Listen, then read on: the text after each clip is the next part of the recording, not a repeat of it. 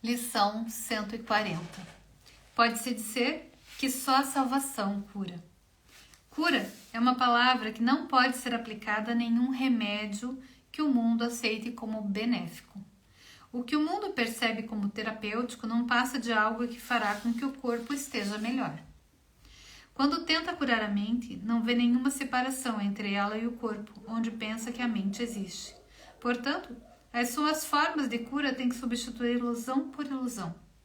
Uma crença na doença toma outra forma, e assim o paciente agora percebe a si mesmo como se estivesse bem.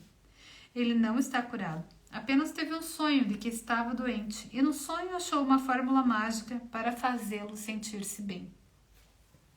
Mas não despertou, e assim a sua mente permanece exatamente como era antes. Ele não viu a luz que o despertaria e poria fim ao sonho. Que diferença pode o conteúdo de um sonho fazer na realidade? Dorme-se ou desperta-se. Não há meio termo.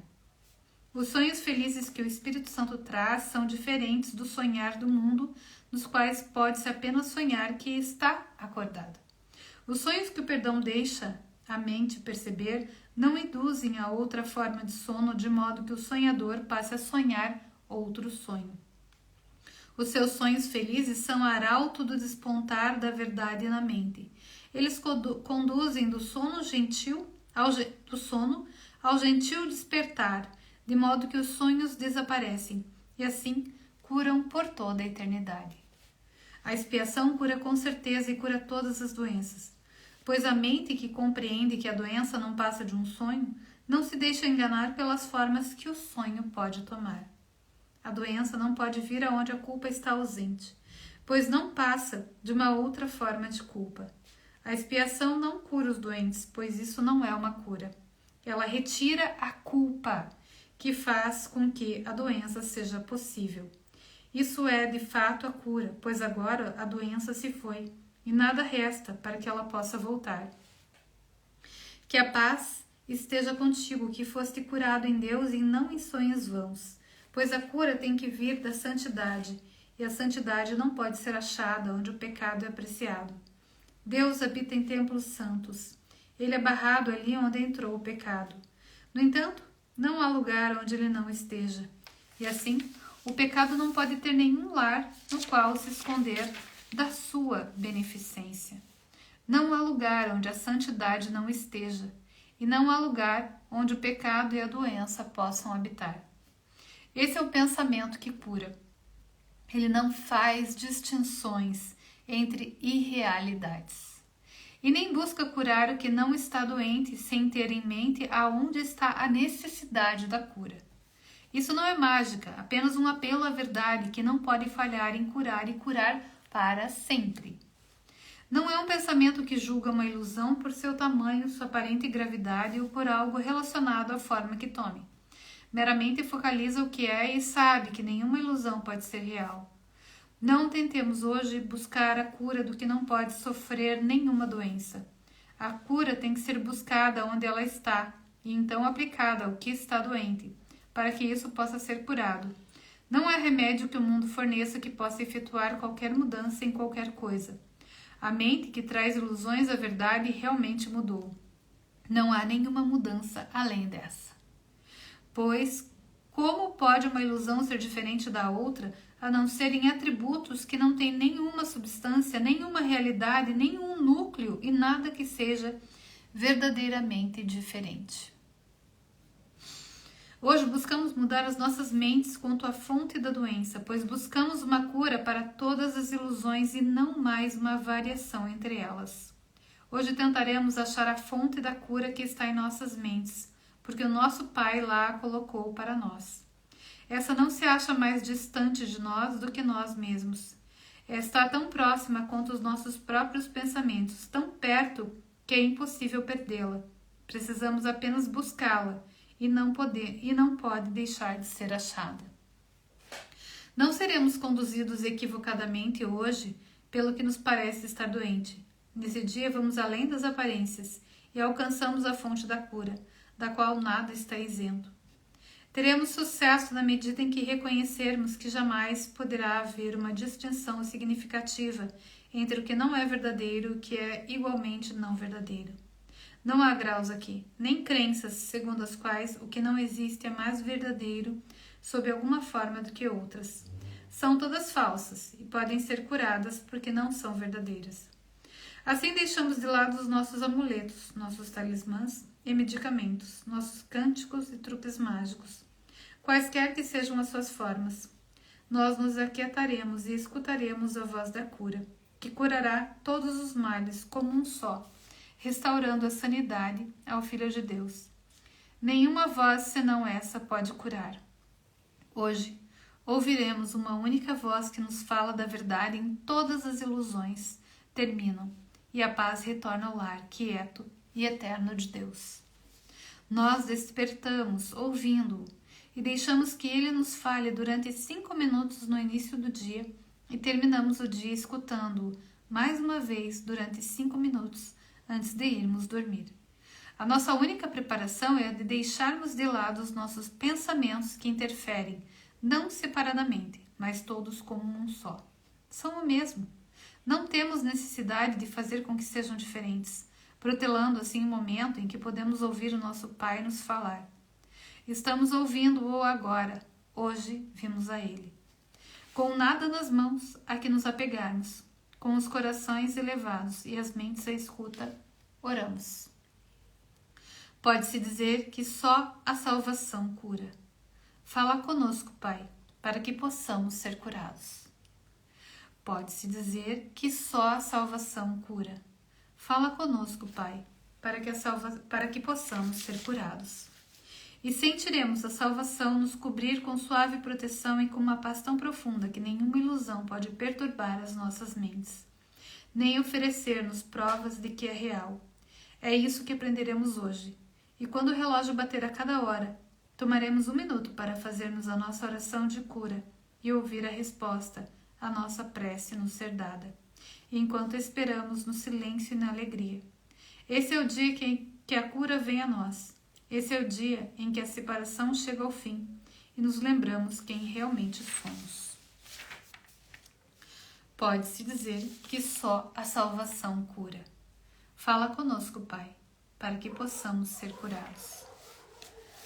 Gente, isso aqui é simplesmente fantástico. É realmente um exercício de entrega, né?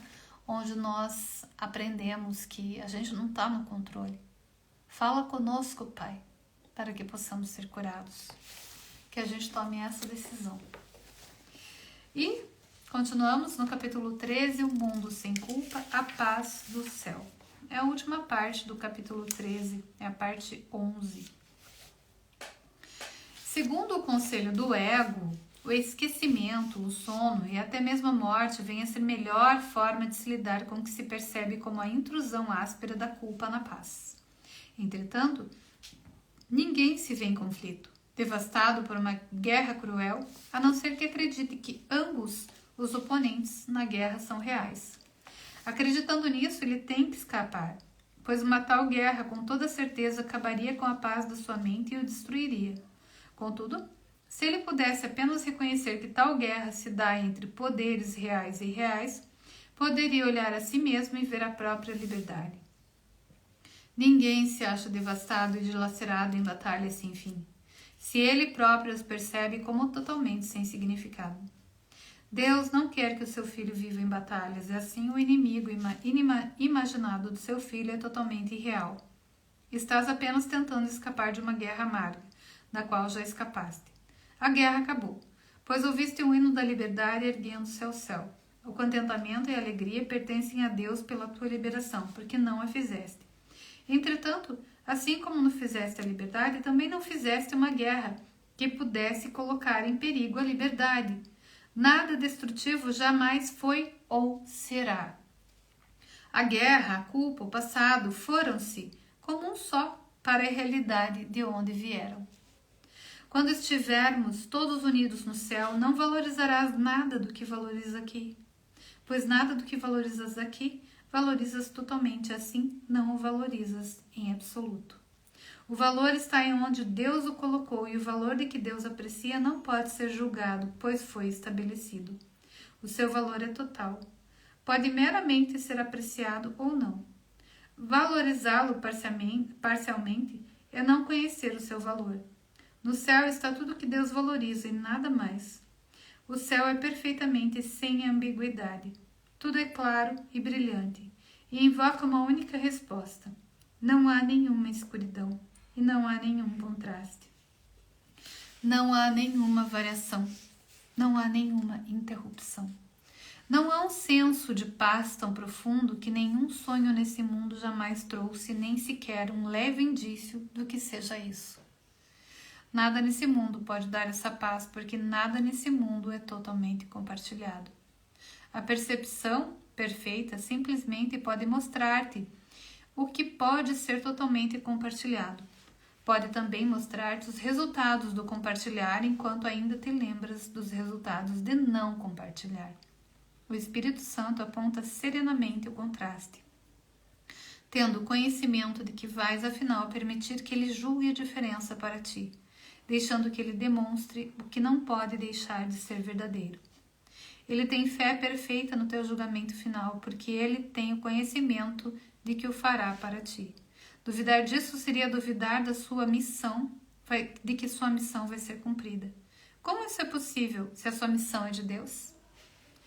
Tu, cuja mente está escurecida pela dúvida e pela culpa, lembra-te disso. Deus te deu o Espírito Santo e deu a ele a missão de remover toda dúvida e todo traço de culpa que o seu filho querido lançou sobre si mesmo. É impossível que essa missão falhe. Nada pode impedir a realização daquilo que Deus quer realizar. Quaisquer que sejam as tuas reações à voz do Espírito Santo, a que estranhas vozes escolhes ouvir, que estranhos pensamentos possam te ocorrer, a vontade de Deus é feita. Tu acharás a paz na qual Ele te estabeleceu, porque Ele não muda a sua mente. Ele é tão invariável quanto a paz em que tu habitas e da qual o Espírito Santo te lembra. Não vais te lembrar de mudança e deslocamentos no céu. Só aqui tens necessidades de contrastes. Contrastes e diferenças são recursos de ensino necessários, pois através deles aprendes o que evitar e o que buscar. Quando tiveres aprendido isso, acharás a resposta que faz com que a necessidade de diferenças desapareça. A verdade vem por vontade própria, o que pertence a ela. Quando tiveres aprendido o que pertences à verdade, ela fluirá suavemente sobre ti, sem qualquer tipo de diferenças, pois não necessitarás de nenhum contraste para ajudar-te a reconhecer que isso, e só isso, é o que queres. Não tenhas medo de que o Espírito Santo vá falhar no que o Pai lhe deu para fazer. A vontade de Deus não pode falhar em nada. Tem fé nesta única coisa e será o suficiente. A vontade de Deus é que estejas no céu, e nada pode manter-te longe do céu ou o céu longe de ti. As tuas mais estranhas percepções equivocadas, as tuas imaginações esquisitas, os teus negros pesadelos nada significam. Eles não prevalecerão contra a paz que é a vontade de Deus para ti. O Espírito Santo restaurará a tua sanidade, porque a insanidade não é a vontade de Deus. Se isso é suficiente para ele, basta para ti. Não vais manter o que Deus quer que seja removido, porque isso quebra a comunicação contigo, com quem ele quer se comunicar. A sua voz será ouvida. O elo de comunicação que o próprio Deus colocou dentro de ti, unindo a tua mente à sua, não pode ser quebrado. Tu podes acreditar que queres fazê-lo, e essa crença de fato interfere com a profunda paz na qual a doce e constante comunicação que Deus quer compartilhar contigo é conhecida. Entretanto, os seus canais para extensão não podem estar totalmente fechados e separados dele. A paz será tua porque a sua paz ainda flui para ti a partir dele, cuja vontade é paz. Tu a tens agora. O Espírito Santo vai ensinar-te como usá-la, e estendendo-a, aprenderás que ela está em ti. A vontade de Deus para ti é o céu e nunca será nenhuma outra coisa. O Espírito Santo conhece apenas a sua vontade, a vontade de Deus. Não há chance de que o céu não venha a ser teu, pois Deus é certo e a sua vontade é tão certa quanto ele. Ou seja, a gente só tem que escutar a nossa verdadeira vontade. A gente só tem que realmente escutar a voz do Espírito Santo. E você pode pedir para ele, dizer: eu quero ouvir a tua voz hoje. Tu aprenderás a salvação porque aprenderás como salvar. Não será possível eximir-te daquilo que o Espírito Santo quer te ensinar. A salvação é tão certa quanto Deus. A sua certeza basta. Aprende que mesmo o mais negro pesadelo que perturba a mente do Filho de Deus adormecido não tem qualquer poder sobre ele. Ele aprenderá a lição do despertar. Deus vela por ele e a luz o rodeia. É possível que o Filho de Deus se perca em sonhos quando Deus colocou dentro dele o feliz chamado para despertar e ser feliz? Ele não pode separar a si mesmo do que está nele. O seu sono não resistirá ao chamado para o despertar. A missão da redenção será cumprida com tanta certeza quanto a criação permanecerá intocada através de toda a eternidade. Tu não precisas ter o conhecimento de que o céu é teu para que ele o seja. É assim, no entanto, para conheceres isso, a vontade de Deus tem que ser aceita como a tua vontade. O Espírito Santo desfará para ti tudo o que tiveres aprendido que ensine o que não é verdadeiro tem que ser reconciliado com a verdade. Essa é a reconciliação que o ego quer substituir pela tua reconciliação com a sanidade e a paz. O Espírito Santo tem em sua mente um tipo muito diferente de reconciliação para ti, que ele vai realizar com tanta certeza quanto o ego não vai realizar o que tenta. O fracasso é do ego, não de Deus.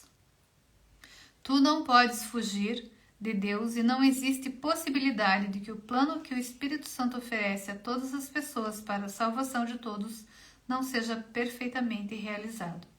Serás liberado e não vais te lembrar de coisa alguma que tenhas feito que não tenha sido criado para ti e por ti em retribuição. Pois como é possível te lembrares do que nunca foi verdadeiro ou não te lembrares do que sempre foi? É nesta reconciliação com a verdade e só com a verdade que se encontra a paz do céu.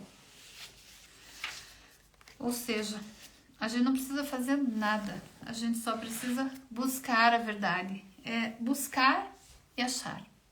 Mas a gente não busca sozinho, a gente busca com o Espírito Santo. E é através dele que a gente segue o caminho.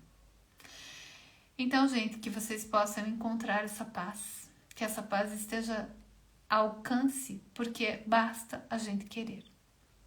Bom final de semana para vocês.